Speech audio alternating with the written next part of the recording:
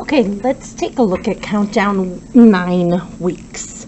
Number 1 says the attendance at a town hall meeting is expected to be 75. Folding chairs for the meeting are arranged in rows of 6. Part A says how many rows are needed to fit all the people, and Part B says if exactly 75 people show up for the meeting, how many seats will be left empty.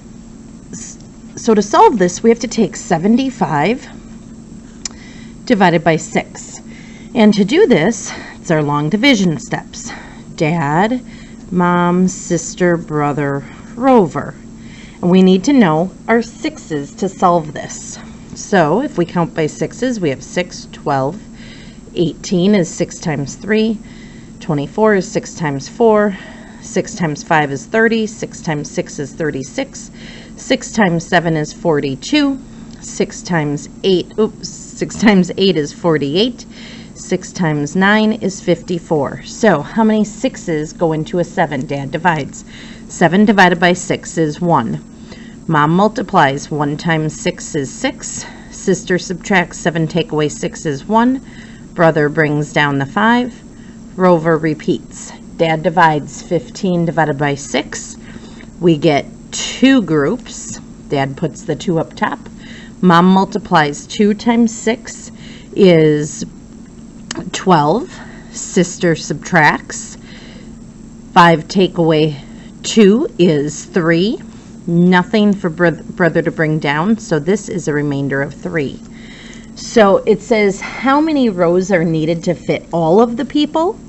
Well, this would be 12 rows with 3 extra chairs, right, or extra seats.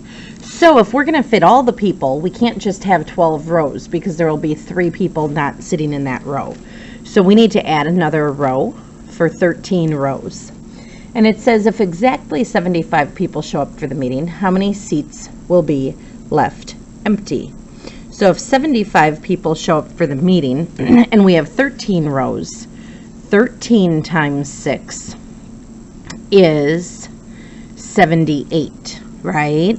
But we only have 75 people. So this would be 78 chairs altogether, minus the 75 people.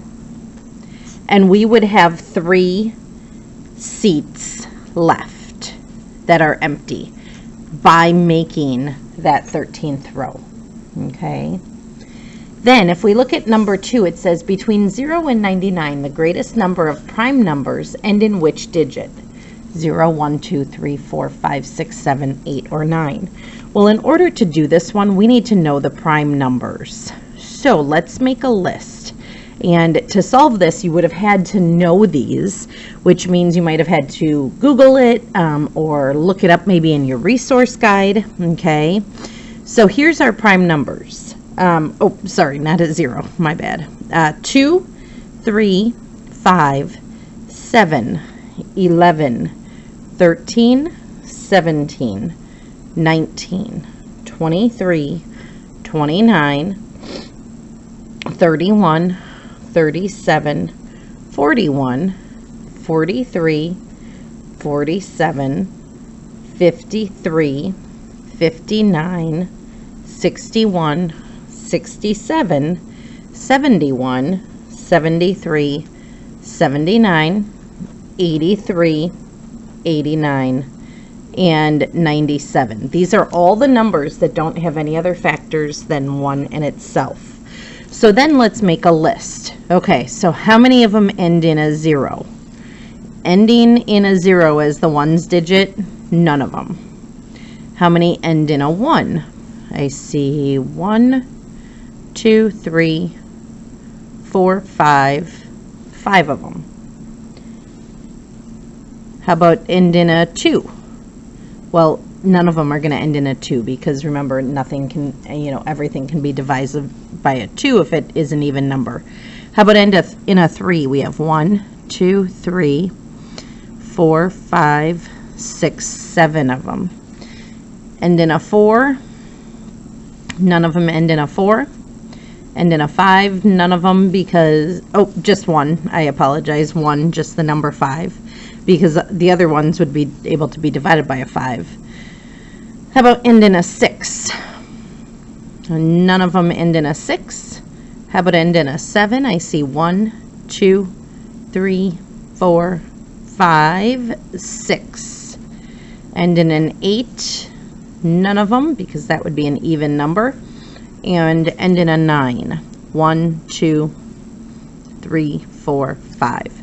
So the most end in a 3.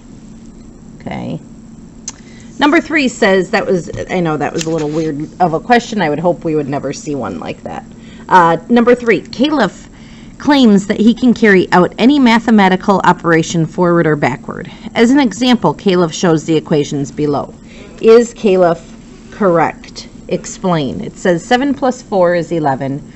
4 plus 7 equals 11. Well, can we carry these out backwards? So, in other words, can we do subtraction for subtraction instead of the addition? Well, is 7 minus 4 equal to 11? No. And is 4 minus 7 equal to 11? No. So what he's trying to use is the commutative property, where you can add or subtract in any order. The commutative property works for, let me just write this down. Commutative property works for addition and multiplication, but not for subtraction and division. So 7 minus 4 is not equal to 4 minus 7. Okay, that does not work. All right. Okay, next side. Number 4, it says, in basketball, a player is considered an excellent shooter if he or she makes more than half of his or her shots. So we have a chart here with the player, the shots made, and the shots taken. Part A says, explain which of these players would be considered an excellent shooter. Well, if they have to be an excellent shooter, they make more than half.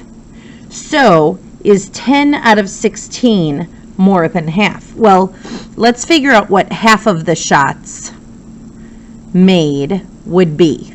Okay, what's half of 16? 16 divided by 2 would be 8. 24 divided by 2 for the next one would be 12. 35 divided by 2, well, 34 divided by 2 would be 17. 36 divided by 2 would be 18. So this would be 17 and a half, or 17 and 5/10. And 40 divided by 2 would be 20. So now we can decide, are they excellent, right? Did they make half or more? Well, Steve made 10, he only needed to make 8, so yes. Boris made 12, but to be considered excellent, he needs to make more than half. So nope, he's right at that 50%. For Kim, she would need to make 17 and a half, and she only made 15, so no. And for Shaniqua, she had to make 20, and she made 25, so yes. So who are our excellent shooters? Steve and Shaniqua made more than half. And we might just want to put Boris only made half of his shots. And Kim made less than half. Okay. And if we didn't make our chart here, we could put all those numbers into our answer as well. Now it says, who is the best shooter in the group? Ooh, so between Steve and Shaniqua, who made more, right? So we want to know, okay, which fraction of their shots is more? Well, Steve made 10 out of 16, 10/16 of his shots. Shaniqua made 25 out of 40, right? But we can't compare these unless we have simplest form. So what factor can I divide both my 10 and my 16 by? Well, let's see here. Can I divide it by a 2? If I can, then I get 10 divided by 2 is 5. 16 divided by 2 is 8. So Steve made 5/8. For Shaniqua, let's try and reduce her fraction as well, or simplify her fraction. So they both end in a 5 or a 0, so let's try and divide them by 5. To simplify a fraction, you want to find the factor that they have in common between the numerator and denominator. 25 divided by 5 is 5. 40 divided by 5 is 8. Ooh, that's 5/8. So they made the same fraction of their shots, which means they tied, right? Okay, they have the same fraction made. So even though Shaniqua made more, she also took a lot more, right? But when we figure out their simplest form of their fraction, it was equal. All right, let's look at number 5. It says, explain why each model does or does not show 8/3. And I apologize, this shaded pretty lightly. But if we look, letter A has 3, 4, 5, 6, 7, 8 shaded out of 3 in each. So letter A has 8/3, so 8 shaded over 3 pieces in each rectangle, okay? And 8 shaded out of 3. If we take a look, 8 divided by 3, 3 goes into an 8 2 times. 2 times 3 is 6. 8 take away 6 is 2. We have 2 left over, but when we are dealing with fractions, that 2 left is a numerator. The divisor is the denominator. So 8/3 is equal to 2 and 2/3. And in this case, we have 2 wholes and 2 more pieces shaded. Okay. The next one, the whole first one is shaded. The whole second one is shaded. Then they have these 3 shaded. So here we have 2 wholes and 3 out of 4, which is equal to 8. 4 plus 4 is 8, 9, 10, 11 fourths, right? That is not equal to 8/3, okay? So letter A works, letter B does not. Letter C, they have all but this last one shaded, okay? So if we take a look, we have 1, 2, 3, 4, 5, 6, 7, 8 shaded out of 9 pieces altogether. So with only 8/9 shaded, that is not equal to 8/3, okay? And if we look at the last one, we have 1, 2, 3, 4, 5, 6 in each one, right? In this one, this middle, top middle in each of these second 2 are not shaded. So we have 6, 7, 8, 9, 10, 11, 12, 13, 14, 15, 16 pieces shaded out of 6 in each one. And if I try and simplify this, I can divide them both by a 2, numerator and denominator. 16 divided by 2 is 8. 6 divided by 2 is 3.